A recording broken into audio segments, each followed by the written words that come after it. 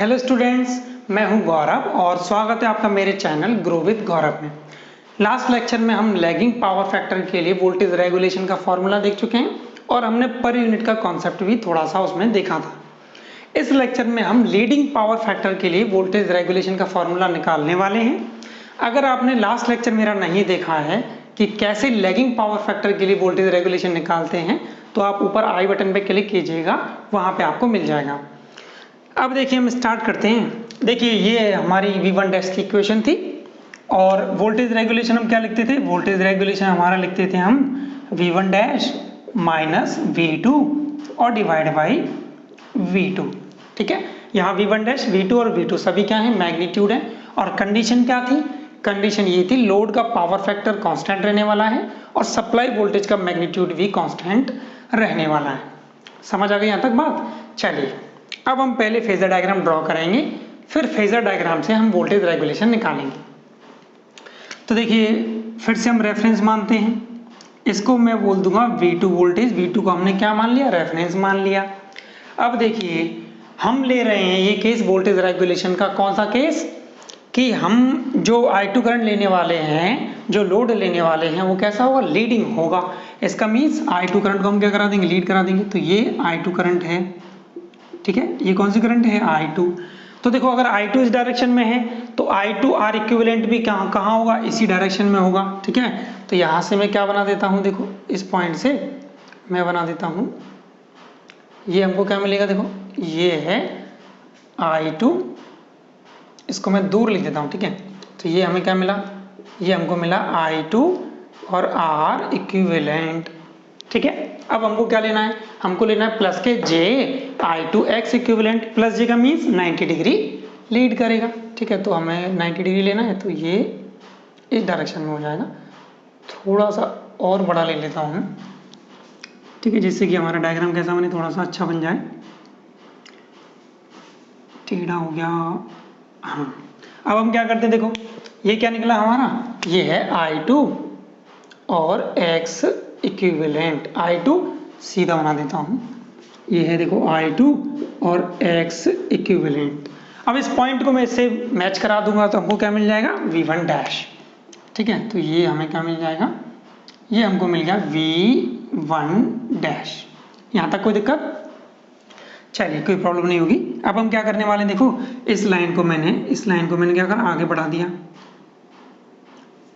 इस लाइन को हमने आगे बढ़ा दिया और इस पॉइंट से हमने क्या किया? परपेंडिकुलर यहाँ खींचा। ये हमने क्या दिया? परपेंडिकुलर यहाँ पे खींच दिया। तो ये एंगल कितना होगा? 90 डिग्री। समझ आ गया यहाँ तक बात? ठीक है, एक काम करते हैं, इसको ये बीच में आ रहा है, इसको मैं यहीं लिख देता हूँ I2 R इक्विवेलेंट। ये शायद आपको हो सकता है छोटा दिखे, ये है I2 R इक्विवेलेंट, ठीक है ना। चलिए अब हम क्या करते हैं? देखो इस पॉइंट से भी हमने क्या किया? एक परपेंडिकुलर यहाँ हमने नीचे इस पॉइंट पे एक परपेंडिकुलर खींच दिया, ठीक है।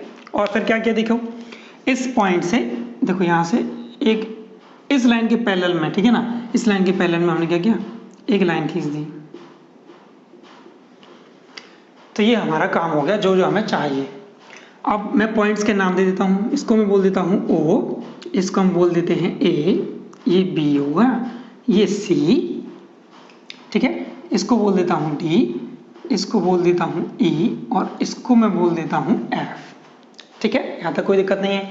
देखिए V1 डैश इस I2 और V2 इन दोनों के बीच का जो एंगल है ना, इस एंगल को मैं बोल देता हूँ फाई एंगल, लोड एंगल है, ठीक है। कैसा लोड है? लीडिंग पावर फैक्टर में।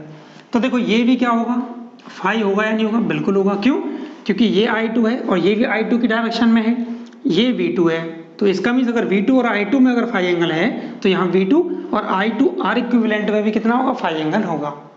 ये बात समझ आ गई? चलिए बहुत आसान था। अब देखिए इसके बाद में हमको क्या करना है?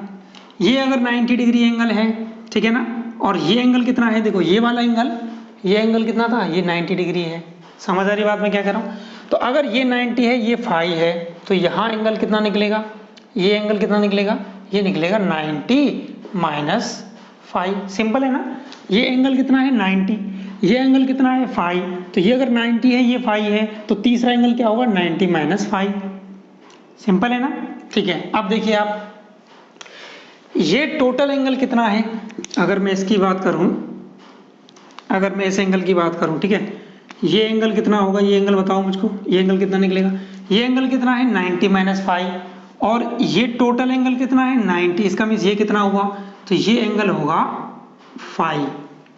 ठीक है ना, ये एंगल कितना होगा फाई, और अगर ये एंगल फाई है तो ये एंगल कितना होगा बताओ मुझको।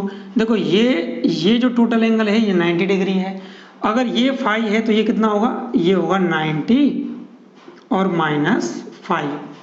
ठीक है ना, ये 90 माइनस फाइव है, ये कितना है 90, तो इसका मीन्स ये एंगल कितना होगा, ये एंगल होगा फाई एंगल।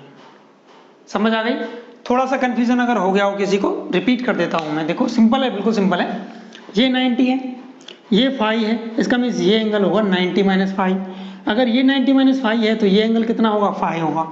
अगर ये एंगल फाई है तो ये एंगल कितना निकलेगा, क्योंकि ये 90 डिग्री है ना, ये एंगल कितना है 90 डिग्री। इस 90 में से अगर इस फाई को हटा दूंगा मैं, कितना मिलेगा 90 माइनस फाइव। ये 90 है, ये 90 माइनस फाइव, तो ये एंगल कितना हुआ फाइव। समझ आ गई बात। ठीक है, अब इनको मैं हटा रहा हूं यहां से, कंफ्यूज होने की जरूरत नहीं है, बिल्कुल सिंपल बात है। ठीक है, तो ये हमारा ये डायग्राम बचेगा। अब देखिए, अगर आपको यहां तक बात समझ आ गई है तो आगे कोई बहुत बड़ी बात नहीं है, हमको फोकस करना है V1 डैश निकालने में। तो V1 डैश कितना होगा, देखो अगर मैं बात करूं, अगर मान लीजिए इस V1 डैश और V2 के बीच में ऐसा एंगल है, इस एंगल को मैं क्या बोल देता हूं, इस एंगल को हम बोल देते हैं साई। जैसा कि हमने लास्ट लेक्चर में बात करी थी, ये साई कैसा होता है, ये साई होता है वेरी स्मॉल। कैसा होता है, वेरी स्मॉल। इसका मीन्स ये हुआ, ये जो मैं OF लिखने वाला हूं इसको लगभग OA के बराबर लिख सकता हूं। ठीक है, ये OF को मैं OA के बराबर लिख सकता हूं। तो OA हमारा फाइनली क्या है, ये OA हमारा क्या होगा V1 डैश। तो हमको निकालना है OA। अब देखो हम OA कैसे निकालेंगे, हमें यही फोकस करना है। तो OA कैसे निकलेगा, देखो OA बराबर हम लिखेंगे, देखो अगर मैं निकाल लूं क्या, अगर निकाल लूं क्या OB। ठीक है, क्या निकाल लूं OB हमको कितना दिया हुआ है, OB है V2। ठीक है ना, इस OB में से अगर मैं माइनस कर दूं किसको, AB को, तो हमको क्या मिल जाएगा, हमको मिल जाएगा OA। सिंपल है। ठीक है, OB में से हम AB अगर माइनस कर देंगे तो हमको क्या मिल जाएगा, OA मिल जाएगा। अब देखो AB हम कैसे निकालने वाले हैं, तो OA अगर मुझे चाहिए तो हम कैसे निकालेंगे, देखो OB माइनस AB। अब AB देखिए, अब AB कैसे निकलेगा, AB निकालने के लिए हम क्या करने वाले हैं, अगर मैं इस AC में से BC हटा दूं, किस में से, AC में से माइनस कर दूं किसको, BC को, तो अगर मैं AC में से माइनस कर दूं किसको, BC को, तो हमको क्या मिल जाएगा, AB मिल जाएगा। सिंपल बात है ना। ठीक है, इसका मीन्स OA क्या हुआ, OA हुआ OB माइनस AC, और ये माइनस माइनस क्या हो जाएगा, प्लस हो जाएगा, प्लस के BC। तो ये हमको फाइनली फाइंड आउट करना है। OB हमको कितना दिया हुआ है, OB हमको पहले से दिया हुआ है कितना, V2। तो हमको फाइनली निकालना है AC और BC। ठीक है, तो अब हमको फोकस किस पे करना है, AC निकालने पे और BC निकालने पर। अब देखिए हम AC कैसे निकालेंगे। AC हमको निकालना है, ठीक है ना, AC हमको निकालना है। अगर मुझको निकालना है AC, तो मैं क्या करूंगा, AC नहीं निकाल के, देखो AC बराबर किसके है, ED के है। इसका मीन्स मैं क्या निकाल लूंगा, ED देखिए कैसे निकालेंगे आप, ट्राइंगल देखिए, ट्राइंगल कौन सा देखेंगे आप, EDF,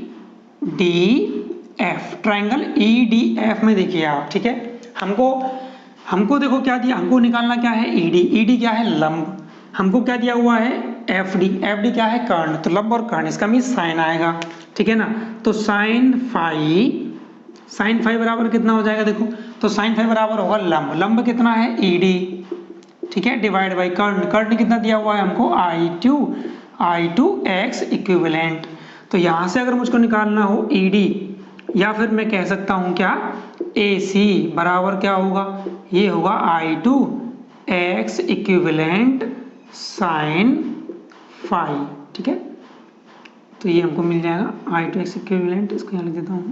तो यहाँ से हमको क्या मिल गया, AC मिल गया। बड़ा आसान था ना AC निकालना। ठीक है, तो यहाँ से हमको क्या मिल गया, AC मिल गया आसानी से। अब हमको क्या निकालना है, देखो अब हमको निकालना है, AC मिल गया, अब हमको निकालना है BC। BC निकालने के लिए आप देखो ट्राइंगल BCD में, ठीक है, ट्राइंगल BCD में देखो cos फाई अगर मुझको लिखना हो तो हम क्या लिखेंगे, देखो cos फाई बराबर होगा आधार कितना है BC डिवाइड बाई कर्ण, कर्ण कितना है I2 R इक्विवेलेंट, तो यहाँ से BC क्या मिलेगा, देखो तो BC मिलेगा हमको I2 R equivalent cos phi, simple था ना, ठीक है, तो यहाँ से हमको क्या मिल गया, BC मिल गया, तो AC मिल गया और BC मिल गया, तो वोल्टेज रेगुलेशन आराम से निकाल लेंगे हम। तो देखिए वोल्टेज रेगुलेशन हम क्या निकालने वाले हैं, अब इसको मैं हटा रहा हूँ, ठीक है, तो वोल्टेज रेगुलेशन देखिए हम क्या लिखने वाले हैं, तो वोल्टेज रेगुलेशन क्या होगा, देखो तो वोल्टेज रेगुलेशन बराबर V1 डैश, V1 डैश कितना है OA मीन्स OB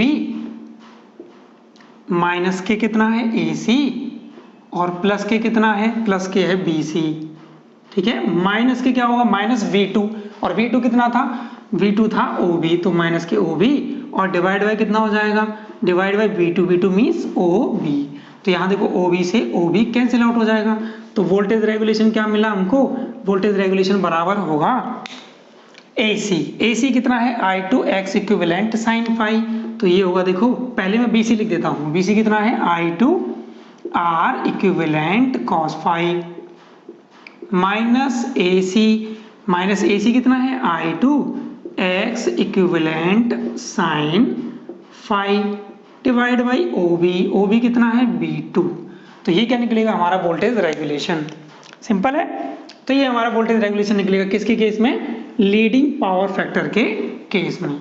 अगर मुझको इसी को लिखना हो पर यूनिट के कॉन्सेप्ट में तो हम कैसे लिखेंगे, देखो तो वोल्टेज रेगुलेशन बराबर पर यूनिट में लिखने के लिए हम क्या करेंगे, इस I2 को कॉमन ले लेंगे, तो देखो I2 मैंने कॉमन ले लिया, यहाँ से क्या मिलेगा R equivalent cos phi minus X equivalent sine phi, ठीक है, और डिवाइड बाय कितना हो जाएगा V2, तो यहाँ से अगर वोल्टेज रेगुलेशन लिखना हो तो हम क्या लिखेंगे, देखो R equivalent cos phi minus X equivalent sine phi और डिवाइड बाई कितना हो जाएगा, देखो इस I2 को मैं नीचे ले जाऊंगा तो ये हो जाएगा V2 और divide by I2, B2 divide by I2 कितना होता है Z बेस, इसका मीन्स वोल्टेज रेगुलेशन बराबर क्या मिलेगा, देखो R equivalent divide by Z base, ठीक है, minus X equivalent divide by Z base, sorry cos phi आएगा, ठीक है, और माइनस कितना हो जाएगा, देखो X इक्विवेलेंट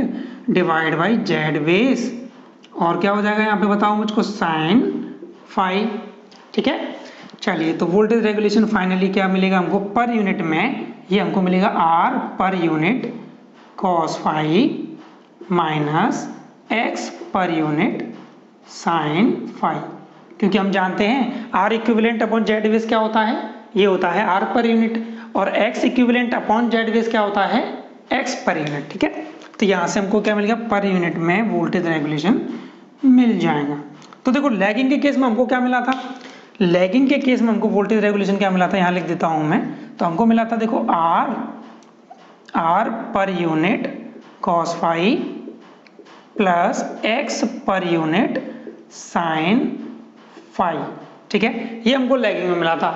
लीडिंग में क्या मिलेगा, इस प्लस की जगह क्या हो जाएगा माइनस, ठीक है ना, इसको आपको याद रखना हो तो बहुत सिंपल सी बात है, आप लैगिंग में याद रखिए R per unit cos phi plus के X per unit sine phi, leading के केस में फाई एंगल कितना हो जाता है माइनस, तो आप फाई की जगह माइनस फाई रख दीजिए, तो देखो R per unit cos minus phi कितना होगा cos फाई प्लस के X per unit sine minus phi कितना हो जाएगा माइनस साइन फाई, तो ये माइनस आ जाएगा, ठीक है, सिंपल है, तो याद रखना बड़ा आसान है। तो लीडिंग पावर फैक्टर के केस में वोल्टेज रेगुलेशन इस तरीके से हम निकाल सकते हैं, बहुत सिंपल था। अगर आपको ये आज मेरा लेक्चर समझ आया तो प्लीज़ चैनल को मेरे को लाइक कर दीजिएगा, इस वीडियो को लाइक कर दीजिएगा और चैनल को सब्सक्राइब कर दीजिएगा, जिससे कि मेरी नेक्स्ट वीडियो का नोटिफिकेशन आपको मिल जाए। और अगर आपको लगता है कि ये वीडियोस किसी के काम आ सकती है तो प्लीज़ उनको शेयर कर दीजिएगा। आज के लेक्चर के लिए इतना ही, धन्यवाद।